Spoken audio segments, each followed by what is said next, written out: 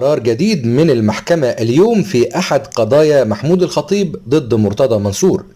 المحكمة الاقتصادية قررت اليوم تأجيل قضية جديدة من قضايا محمود الخطيب رئيس الأهلي ضد مرتضى منصور بالسب والقذف، حيث قررت المحكمة الاقتصادية تأجيل الجلسة إلى يوم 23 سبتمبر القادم من أجل النطق بالحكم. هذه القضية يتهم فيها محمود الخطيب مرتضى منصور بالسب والقذف والإزعاج من جانب مرتضى منصور عبر مواقع التواصل الاجتماعي.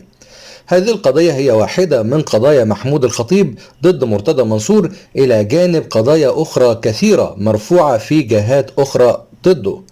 وحصل مرتضى منصور في أحد تلك القضايا على حكم بالحبس شهر، وهو ما تسبب في قضية أخرى ضده وتسببت في عزله بشكل نهائي عن رئاسة الزمالك، إلى جانب حكم آخر بالحبس لمدة 3 أشهر لا يزال يستأنف مرتضى منصور فيها إلى الآن.